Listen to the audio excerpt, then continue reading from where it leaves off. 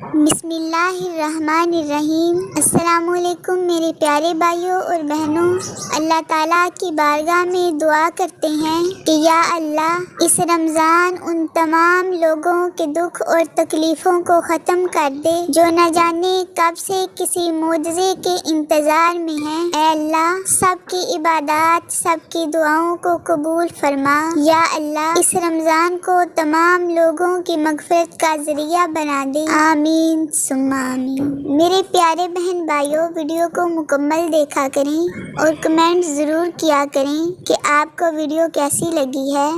اگر اچھی لگے تو لائک بھی کر دیا کریں اور اگر زیادہ اچھی لگے تو چینل کو سبسکرائب کر کے ویڈیو کو شیئر کر دیا کریں۔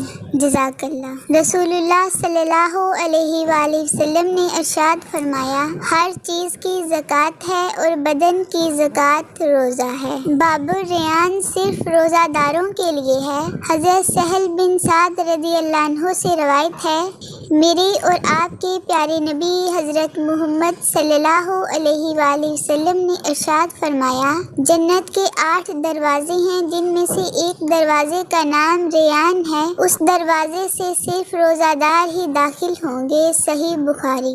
ماہ رمضان میں ہمیشہ سے زیادہ صدقہ و خیرات کریں، ہر روز صدقہ دیں بھلے 10 روپے ہی کیوں نہ ہوں۔ افطار کے وقت دعاؤں کا اہتمام بہت ضروری ہے۔ پورے دن کی بھوک پیاس کے بعد روزہ دار افطار کے وقت اللہ کی نعمتوں کو دسترخوان پر دیکھتا ہے اور اپنے رب کے حکم کا منتظر ہے کہ کب اپنے مالک کی اجازت ہو تو وہ اپنا روزہ اسی کے دیے ہوئے رزق سے اسی کے نام کے ساتھ افطار کر کے اس کا شکر بجا لائے۔ سبحان اللہ، یہ وقت ہے کہ سب کچھ سامنے ہے، وقت افطار قریب آ رہا ہے، ایسے میں روزہ دار کھانے کی طرف ہاتھ نہیں بڑھاتا مگر اللہ کی بارگاہ میں ہاتھ اٹھاتا ہے اور دعا کرتا ہے۔ رسول اللہ صلی اللہ علیہ وآلہ وسلم کی حدیث کا مفہوم ہے کہ اس وقت روزہ دار کی دعاؤں کو اللہ شرف قبولیت بخشتا ہے۔ یہ بہت قیمتی اوقات ہوتے ہیں، انہیں ضائع نہیں کرنا چاہیے۔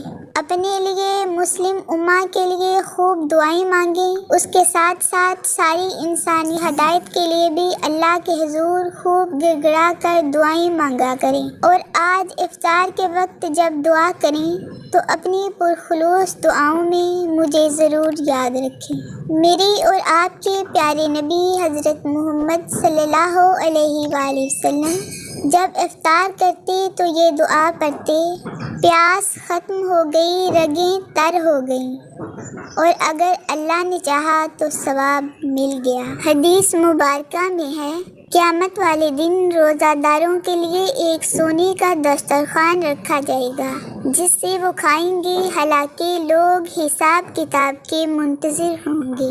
روزہ میں زیادہ سونا روزہ دار کے لیے سنت یہ ہے کہ دن کے وقت زیادہ دیر نہ سوئے بلکہ جاگتا رہے تاکہ بھوک اور ضعف یعنی کمزوری کا اثر محسوس ہو۔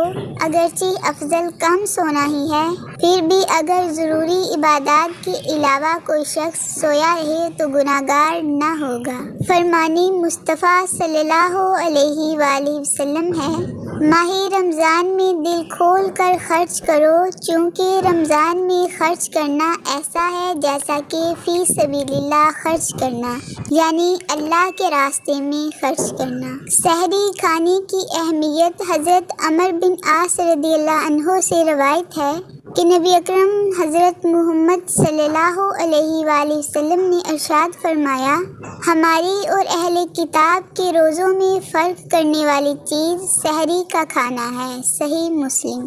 فرمان آخری نبی صلی اللہ علیہ وآلہ وسلم، جو روزہ دار کو سیر کرے اللہ تعالیٰ اسے میرے حوض سے وہ مشروب پلائے گا کہ جنت میں داخل ہونے تک پیاسا نہ ہوگا۔ سبحان اللہ۔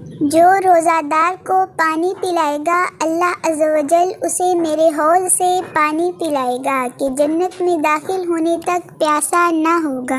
ماہ رمضان کے روزہ دار کے لیے دریا کی مچھلیاں افطار تک دعائے مغفرت کرتی رہتی ہیں۔ سبحان اللہ۔ یا اللہ اس رمضان میں ہمارے ان تمام گناہوں کو معاف فرما دے جو ہم نے جان بوجھ کر کیے اور وہ بھی جو ہم نے انجانے میں کیے۔ آمین ثم آمین۔ اے اللہ ہماری نادانیوں، گستاخیوں، نافرمانیوں اور گناہوں کو معاف فرما، ہماری پریشانیوں کو ختم فرما، حاسدوں کے حسد اور شیطان کے شر سے بچا، دلی سکون اور اپنی محبت عطا فرما اور تمام بیماروں کو شفائے کاملہ عطا فرما۔ آمین ثم آمین۔